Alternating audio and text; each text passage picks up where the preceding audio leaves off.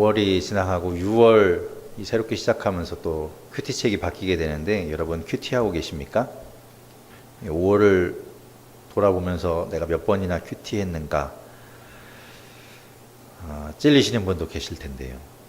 큐티를 통해서 하나님의 말씀을 깊이 묵상하고 또 하나님을 만나는 시간을 여러분 보내실 수 있기를 바랍니다. 개인의 신앙생활에 있어서 큐티는 중요한 밑거름이 됩니다. 그렇기 때문에 혹시 또 며칠 못 하셨더라도 지금 다시 또 시작하실 수 있기를 바랍니다. 계속해서 반복해서 시작하면 그것이 나중엔 습관이 될 수 있습니다. 우리 교회는 두란노 출판사에서 발행하고 있는 생명의 삶이라는 그 큐티 책을 통해서 큐티를 진행하고 있습니다. 그리고 매주 화요일부터 금요일까지 아침 6시에 이 성전에서 모여서 우리가 함께 찬양하고 기도하고 또 그날의 본문 말씀을 3번 읽고 나서 각자 그 말씀을 가지고 묵상하고 기도합니다. 왜 목사가 설교하지 않는지 의아하실 수도 있겠죠. 오와보지 않으신 분들은 그렇게 진행되고 있는지도 아마 모르셨을 텐데 저는 그만큼 개인의 그 묵상 그리고 개인적인 적용이 중요하기 때문에 설교를 포기했습니다. 제가 신앙생활을 시작하고 나서 한참 후에 이제 큐티라는 걸 알게 되었고 그리고 큐티를 하게 되었습니다. 처음엔 저도 많이 힘들었습니다. 그것을 적용하고 묵상하는 것이 쉽지 않았습니다. 좀처럼 묵상이 되지 않고 또 적용한다는 것은 더더욱 어려웠죠. 그래서 몇 년 동안 시도를 하다가 실패하고 시도하다 실패하고 그런 것을 반복했습니다. 나중엔 결국엔 또 뭐 조금 익숙해지기도 했습니다. 그러다가 이제 새벽 기도라는 걸 또 하게 되었죠. 전에 섬기던 교회들은 다 그날 큐티 본문을 가지고 설교자가 이 강단에 서서 설교를 하면 회중은 그 설교 말씀을 들었습니다. 그런데 제가 문제였던 것인지는 모르겠지만 그렇게 설교를 들으면 그날은 큐티가 안 하게 되는 그런 현상이 나타났습니다. 왜냐하면 이미 설교를 통해서 들었기 때문에 개인적인 묵상을 또다시 하기가 어려웠던 것이죠. 설교를 들은 것이 내 묵상으로 여겨져서 그것을 내 묵상처럼 그리고 착각하고 있었던 겁니다. 그래서 나름의 방법으로 큐티를 해야 하니까 새벽 예배하기 전날 저녁에 그 다음날 큐티를 해보기도 했습니다. 그렇지만 그것도 오래가지는 못했지요. 오늘 못하더라도 내일 새벽에 교회 가면 말씀을 들을 수 있다는 것 때문에 방심하게 되고 그러다 보니까 점점 안 하게 되었던 겁니다. 그러니까 핑계 같지만 새벽 기도와 이 큐티 둘 다 할 수가 없었던 것이고 그 중에서 한 가지를 선택해야 되는 그런 상황에 놓였던 겁니다. 새벽 기도에서는 기도를 하고 싶은 마음이 있었고 또 큐티는 개인적으로 내가 하나님과 만나고 묵상하고 싶었던 마음 이 두 가지가 다 있었지만 그것을 해결하기가 좀 어려웠던 것이죠. 그것은 저에게 풀리지 않는 숙제 같은 것이었습니다. 우리 교회도 개척하고 나서 처음에는 저도 큐티 본문을 가지고 아침마다 설교를 했습니다. 그리고 또한 큐티 해야 한다라고 큐티 하자라고 여러분에게도 계속 강조를 했지요. 그런데 제가 그 숙제가 떠올랐습니다. 저도 풀지 못한 그 숙제. 어쩌면 저만의 문제가 아니라 또 다른 분들도 역시 그것을 숙제처럼 여기고 계실 거라라는 생각이 들었습니다. 그렇다면 한번 바꿔보자. 우리가 한번 2마리 토끼를 다 잡아보자라는 생각으로 그럼 설교를 하지 않고 그 시간에 함께 큐티하고 기도하면 어떨까라고 해서 지금처럼 그런 형태를 가지게 되었습니다. 그렇게 해보니까 저는 좋습니다. 설교에 대한 부담이 없는 것도 물론 좋지만 우리가 큐티하는 또 억지로라도 강제성을 가지고라도 함께 모여서 큐티하는 것이 도움이 되기 때문에 저는 그것이 좋습니다. 물론 처음에 이제 아침에 기존의 기도 모임이나 새벽 기도회처럼 생각하고 오셨던 분들은 당황하실 수도 있겠죠. 하지만 멀리 내다보고 길게 생각해 보면 그것이 이 큐티하는 것이 훨씬 더 유익이 될 거라고 저는 믿습니다. 그러니 혼자 큐티하기 어려우신 분들은 아침에 오실 수 있기를 바랍니다. 그래서 같이 큐티하고 또 기도할 수 있기를 바랍니다. 지난 한 주간의 큐티 여러분 어떠셨습니까? 지난 한 주간에는 우리가 시편의 말씀을 가지고 또 묵상하고 큐티했습니다. 시편 큐티를 하면서 저는 그 안에서 경외라는 단어가 눈에 들어왔습니다. 경외한다는 것은 무엇을 말하는 것일까 궁금했습니다. 그래서 성경 말씀을 더 찾아보았더니 하나님을 경외하는 자가 누리는 복이 있다는 것을 알게 되었습니다. 하나님을 경외하는 사람에게는 주어진 복이 있다, 약속된 복이 있다라는 것이죠. 특별히 잠언에 보면 이 경외와 관련된 말씀이 많이 나옵니다. 잠언은 어떤 책입니까? 지혜서입니다. 지혜를 알려주는 책이지요. 그 책에 경외라는 단어가 많이 나온다는 것은 주를 경외하는 것, 하나님을 경외하는 것이 지혜로운 것이다 라는 것을 말해주는 것입니다. 그리고 이 경외라는 것이 말씀드렸듯이 이 복과 연결된다는 것을 말씀해 줍니다. 하나님을 경외함으로 인해서 복을 누린다는 겁니다. 이 말씀은 우리가 한번 직접 찾아보길 원합니다. 그리고 눈으로 보고 이 말씀을 우리 마음판에 새길 수 있기를 바랍니다. 우리 한번 찾아보겠습니다. 잠언 말씀 10장 27절 한번 찾아보겠습니다. 우리 성경책을 가지고 잠언 10장 27절 말씀을 한번 찾아보겠습니다.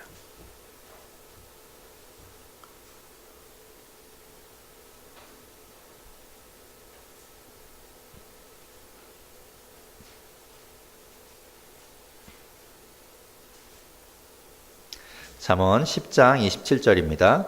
자, 찾으셨으면 같이 읽겠습니다. 시작. 여호와를 경외하면 장수하느니라.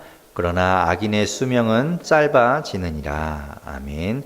또 그 뒤에 잠언 14장 27절을 또 한번 찾아보겠습니다. 잠언 14장 27절 말씀입니다.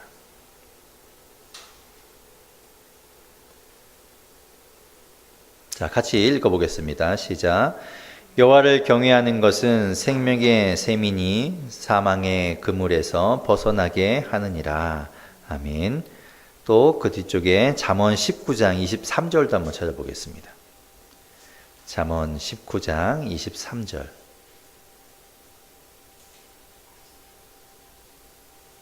자, 같이 읽겠습니다. 시작. 여호와를 경외하는 것은 사람으로 생명에 이르게 하는 것이라. 경외하는 자는 족하게 지내고 재앙을 당하지 아니하느니라. 아멘. 하나님을 경외하는 것, 여호와를 경외하는 것이 뭐라고 말씀하는가 하면 그것이 생명을 얻는 길, 장수의 길이다라고 말씀합니다.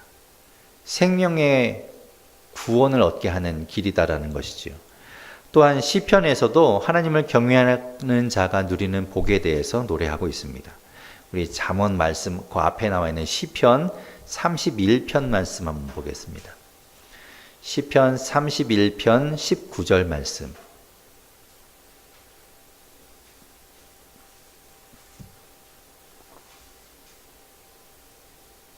시편 31편 19절 말씀. 자, 같이 한번 읽어보겠습니다. 시작. 주를 두려워하는 자를 위하여 쌓아두신 은혜, 곧 주께 피하는 자를 위하여 인생 앞에 베푸신 은혜가 어찌 그리 큰지요. 아멘. 또 시편 34편 9절 말씀도 보겠습니다. 시편 34편 9절 말씀.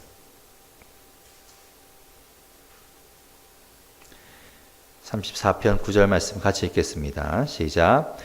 너희 성도들아 여호와를 경외하라. 그를 경외하는 자에게는 부족함이 없도다. 아멘. 네, 하나님을 경외하는 자에게는 하나님께서 은혜를 베푸신다라고 말씀하시죠. 그 은혜로 인해서 부족함이 없다, 부족함이 없게 하신다라는 겁니다. 그 외에도 성경 말씀에는 하나님을 경외하는 자가 누리는 복에 대해서 수많은 말씀들이 기록되어 있습니다. 그것을 우리가 다 찾아서 읽다가는 아마 몇 시간이 걸릴지도 모르겠지요. 중요한 것은 하나님께서는 하나님을 경외하는 자를 외면하거나 그를 모른 채 하지 않으시고 반드시 그에 상응하는 복을 주신다라는 겁니다. 우리가 기복신앙을 비판합니다.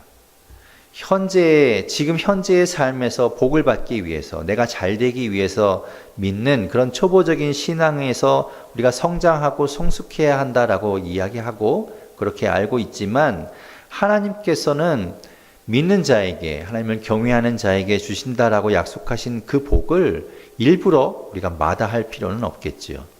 그것은 우리가 누려야 하는 겁니다.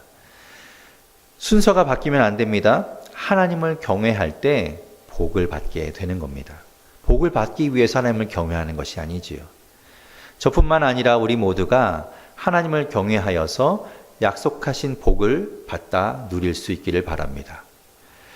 그 약속된 복을 누리기 위해서는 하나님을 경외해야 한다는 것인데, 과연 하나님을 경외한다는 것이 그렇다면 무엇인가? 어떻게 하는 것이 하나님을 경외하는 것인가? 그걸 알아야 하겠지요. 경외라는 단어의 뜻을 먼저 검색해 보았습니다. 경외라는 단어가 어떤 뜻을 가지고 있는가? 공경하면서 두려워함이라고 합니다. 두 가지 감정, 두 가지가 섞여 있다는 것을 알 수 있습니다.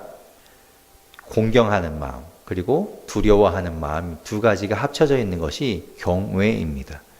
단순히 공포, 두려움만을 이야기하는 것과는 다릅니다. 우리가 커다란 공포와 두려움을 느끼는 때는 언제입니까? 여러분 가운데 혹시 그것을 느껴보신 적이 있으십니까? 아직 그런 경험이 없으시다면 다행이죠. 혹시 그런 경험을 해보셨다라고 한다면 다시는 그런 일이 없으시기를 주님의 이름으로 축원합니다. 그런 일을 안 겪는 것이 좋겠지요. 인간은 생명의 위협, 죽음 앞에서 극한의 두려움과 공포를 느끼게 됩니다. 내 생명을 위태롭게 하거나 또 내 생사의 권한을 쥐고 있는 존재나 상황 앞에서는 두렵기 마련입니다. 하나님께 대한 두려움, 하나님께 생기는 그 두려움이라는 것은 그런 것과는 다릅니다. 물론 하나님이 내 생사를 결정하시죠. 그래서 하나님께 나의 생명이 달려있기는 하지만 그것 때문에 내가 하나님께 공포감을 느낀다. 그것은 아닙니다. 왜냐하면 하나님께는 사랑이 있기 때문에 그렇죠. 그렇다면 하나님께 느끼는 두려움이라는 것, 경외라는 것은 무엇인가? 하나님 그 존재로부터 오는 두려움입니다. 저는 아직 그랜드 캐니언이라는 곳에 가보지 못했습니다. 죽기 전에 꼭 가봐야 한다라고 하는데 언젠가 기회가 된다면 갈 수 있으면 좋겠습니다. 대신에 저는 호주에 있는 블루 마운틴이라는 곳에 가봤습니다. 그 광경을 보고 그 광경을 대하는 순간 정말 숨이 멎는 것 같은 그런 그 장대함에 압도당했습니다. 그 거대한 풍경 앞에서 저는 정말 아무것도 아니구나, 정말 보잘것없는 존재구나라는 것이 느껴졌습니다. 하나님께 대한 두려움, 경외라는 것은 바로 이런 겁니다. 전능하시고 전지하신 창조주 하나님 앞에, 그 존재 앞에서 내 존재는 너무나 나약하고 그리고 보잘것없고 작아지는 것, 그래서 하나님의 그 존재감 앞에 내가 압도당하는 것, 그것 때문에 저절로 하나님 앞에 무릎이 꿇어지고 엎드려지는 것, 그것이 바로 경외이지요. 조금 더 구체적으로 하나님을 경외하는 것이 무엇인지 우리가 살펴보기를 원합니다. 오늘 본문에서 아브라함을 통해서 하나님을 경외하는 것이 무엇인지를 볼 수 있기를 바랍니다. 오늘 본문에 보면 아브라함이 자신의 아들 이삭, 그 이삭을 제물로 바치는 장면이 나옵니다. 우리가 무수히 많이 들어서 알고 있고 또 우리가 성경 말씀을 보면서 많이 읽었기 때문에 잘 아는 이 말씀 속에 경외라는 단어가 등장합니다. 우리 오늘 본문 말씀 12절 말씀을 같이 한번 읽어보겠습니다. 오늘 본문 창세기 22장 12절 말씀 같이 읽어보겠습니다. 시작. 사자가 이르시되 그 아이에게 내 손을 대지 말라, 그에게 아무 일도 하지 말라. 내가 내 아들 내 독자까지도 내게 아끼지 아니하였으니 내가 이제야 내가 하나님을 경외하는 줄을 아노라. 아멘. 하나님이 칼을 들어서 이삭을 죽이려던 아브라함을 말리시면서 말씀하십니다. 내가 이제야 네가 하나님을 경외하는 줄을 알겠다. 이제야라고 말씀하는 겁니다. 여러분, 아브라함이 어떤 사람입니까? 75세가 되기까지는 자신의 고향에서 정말 잘 살던 사람이었습니다. 전에 오는 전승에 의하면 부를 누리고 정말 잘 살고 있었다고 이야기합니다. 아이만 없다 뿐이지 남부럽지 않게 살고 있었습니다. 그런데 하나님이 그 아브라함을 부르셔서 말씀하셨습니다. 그 말씀을 믿고 모든 것을 다 챙겨서 그 말씀을 따라서 말씀하신 그 땅으로 향해 나아갔던 사람이 아브라함입니다. 자신의 터전을 다 버려두고 말이죠. 왜 그랬습니까? 하나님이 말씀하셨기 때문입니다. 이름도 바꿉니다. 하나님이 바꾸라고 하셨으니까요. 함께 고향을 떠나왔던 그 조카 롯에게 좋은 땅을 내어줍니다. 그리고 자신은 그보다 못한 덜 좋은 땅으로 나아가 삽니다. 그러면서도 원망하거나 투덜대지 않습니다. 그곳에서도 하나님을 예배합니다. 왜냐하면 하나님이 약속을 말씀하셨고 그는 그것을 믿었기 때문입니다. 고향을 떠나와서 25년 동안 많은 일들을 겪으면서 그는 하나님을 한 번도 떠나지 않았습니다. 이 정도면 하나님을 경외하는 것 아닙니까? 그런데 하나님께서는 오늘 본문에서 뭐라고 말씀하시는가 하면 이제야 네가 나를 경외하는 줄을 알았다라고 이야기합니다. 진짜 하나님을 경외하는 것에는 조건이 있다라는 겁니다. 이 아브라함의 오늘 말씀에 나오는 그 모습을 통해서 하나님은 비로소요 그 조건이 충족되었다는 것을 이야기하는 것이죠. 그 조건이 충족되기 전에는, 그 조건이 차기 전에는 경외하는 것 아니라는 겁니다. 그게 뭘까? 그 조건이 뭘까? 다 잊어버려도 지금부터 말씀드리는 것은 꼭 기억하실 수 있기를 바랍니다. 이거는 꼭 붙들어야 하는 것이죠. 첫 번째 조건은 무엇인가 하면 하나님을 알아야 하나님을 경외하는 것이라는 겁니다. 우리가 하나님을 경외한다면 하나님을 알아야 합니다. 하나님을 모르면서 경외한다는 것은 거짓말입니다. 아브라함이 하나님을 알았습니다. 처음에는 제대로 몰랐지요. 그래서 다소 믿음 없어 보이는 행동들을 합니다. 가뭄으로 애굽에 내려갔을 때 혹시 자신의 생명이 위협을 받을까, 내가 죽을까, 아내인 사라를 누이라고 이야기합니다. 그랬던 아브라함이 그렇게 하나님이 자신을 지키시고 보호하실 것이라는 것에 대해서 때로는 의심하고 잘 몰랐던 그 아브라함이 25년 동안 여러 일들을 겪으면서 하나님과 계속 대화하고 하나님의 말씀을 듣고 그렇게 지내면서 드디어 하나님을 알아갔던 겁니다. 아브라함은 하나님이 사랑하는 아들 이삭을 번제물로 바치라고 했을 때 그 말씀에 토달지 않습니다. 하나님은 이 말씀하신 것은 반드시 하시는 분이라는 걸 알았고 하나님의 말씀을 거역해서는 안 된다는 것을 알았습니다. 그래서 아침 일찍 모든 채비를 갖춰서 출발합니다. 가는 동안 징징거리지 않습니다. 그리고 그 길에서 도망치려고 하지 않습니다. 하나님을 경외한다는 것은 하나님을 아는 것에서부터 시작되는 겁니다. 두 번째 조건은 무엇인가? 하나님을 믿어야 하나님을 경외하는 겁니다. 우리가 하나님을 압니다. 하나님이 어떤 분인지를 알았다면 그에 우리가 반응해야 합니다. 마음에서 반응이 일어나야 하는 겁니다. 올바른 인정이 일어나야 하는 것입니다. 아, 그렇구나. 하나님이 그런 분이시구나. 하나님은 대단한 분이시구나. 하나님은 그런 분이시구나 라는 것을 우리 마음 가운데 인정이 일어나야 하는 겁니다.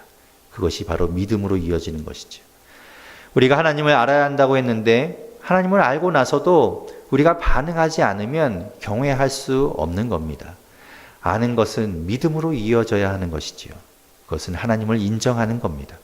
아브라함은 하나님을 알았습니다. 그래서 하나님께서 말씀하신 그 산에 도착했습니다. 그리고 아들 이삭을 잡아서 죽이려고 합니다. 하나님의 명령을 거역하면 내가 죽을 수 있기 때문에 그것이 두려워서 그 공포감 때문에 하나밖에 없는 아들 이삭을 죽이려는 것이 아닙니다. 아브라함은 하나님을 알았고 하나님을 믿었습니다. 지금까지 계속해서 약속하셨던 그 하나님은 신실하신 분이시고 반드시 약속을 지키신다는 것을 알고 아브라함은 믿었습니다. 그의 믿음에 대해서 히브리서 11장 17절에서부터 19절은 이렇게 이야기하고 있습니다. 우리 히브리서 11장 17절에서 19절 말씀을 한번 찾아보도록 하겠습니다. 신약성경 히브리서 11장 17절에서 19절 말씀입니다.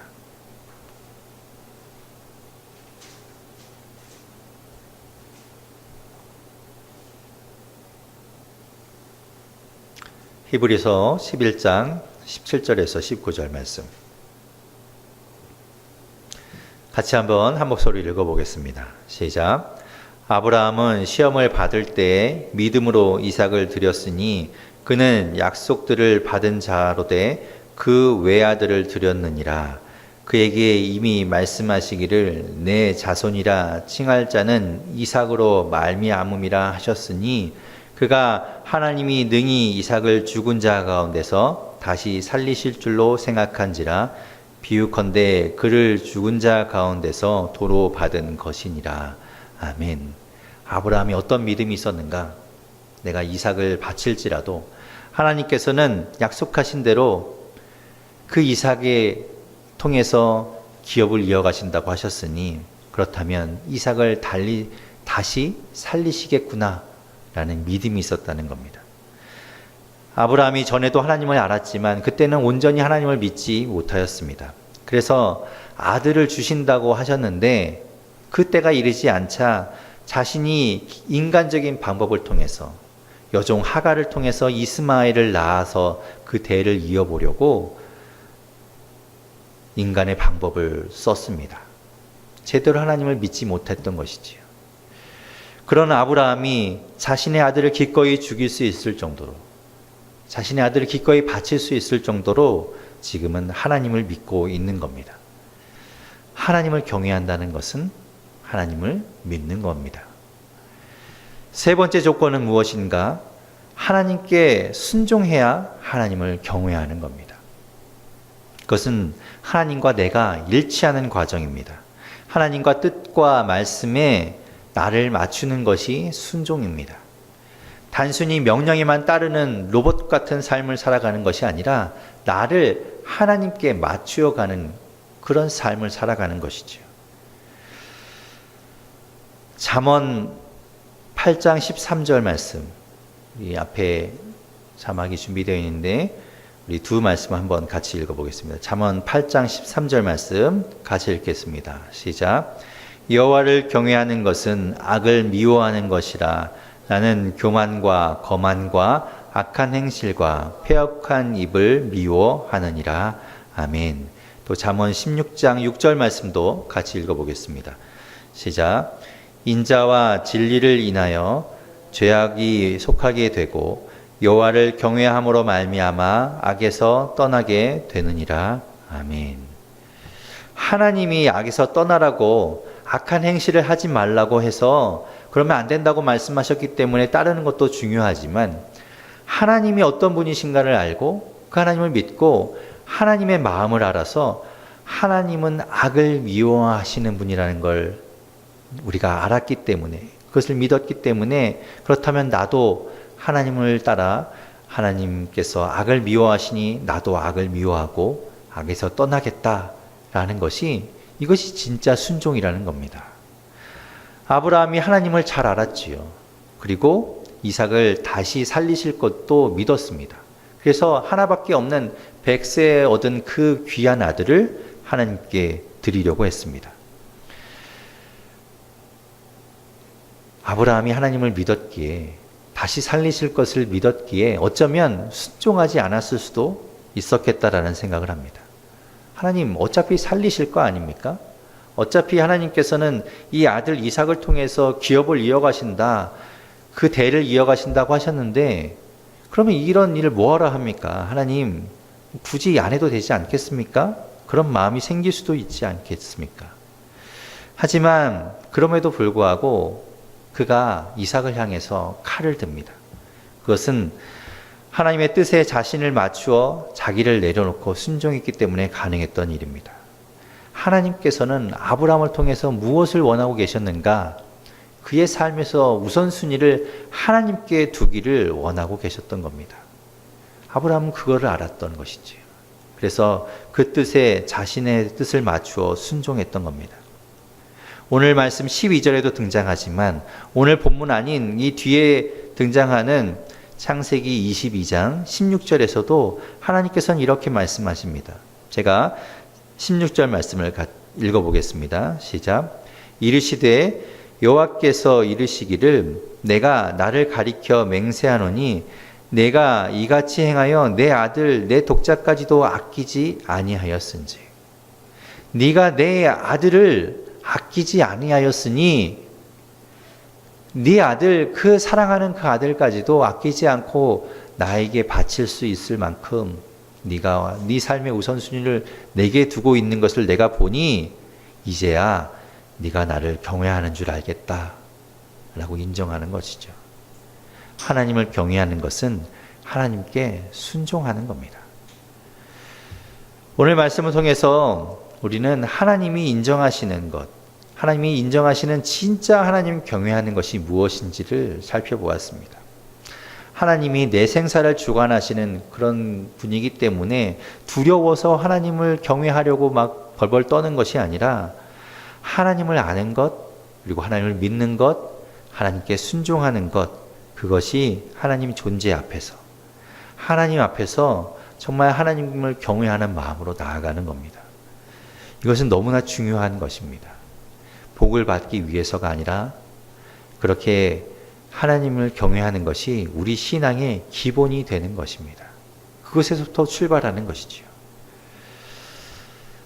잠언 1장 7절에서는 그래서 하나님을 경외하는 것이 무엇인지에 대해서 이렇게 우리에게 말씀합니다. 앞에 있는 자막을 통해서 잠언 1장 7절 말씀 같이 읽어보겠습니다.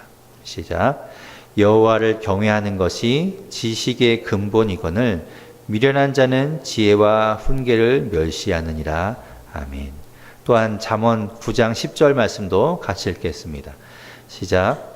여호와를 경외하는 것이 지혜의 근본이요 거룩하신 자를 아는 것이 명철이니라. 아멘. 하나님을 경외하는 것, 여호와를 경외하는 것이 이렇게 중요한 근본이 된다라고 말씀하고 있습니다. 왜 그렇습니까? 그것에서부터 우리의 모든 신앙생활은 출발하는 겁니다. 하나님을 알아야 합니다. 하나님을 믿어야 합니다. 그리고 하나님께 순종하는 것이 바로 진짜 하나님 경외하는 겁니다. 그 중에 한 가지라도 우리가 소홀하고 있다면 하나님 경외하는 우리의 마음이 지금 소홀해져 있다는 것을 이야기하는 겁니다. 우리 모두 하나님을 경외하는 자 되기를 바랍니다. 그래서 하나님께서 성경 말씀을 통해서 하신 그 보너스 같은 복도 받아 누리는 저와 여러분 될 수 있기를 바랍니다. 하나님을 경외하는 자에게 하나님께서는 약속하십니다.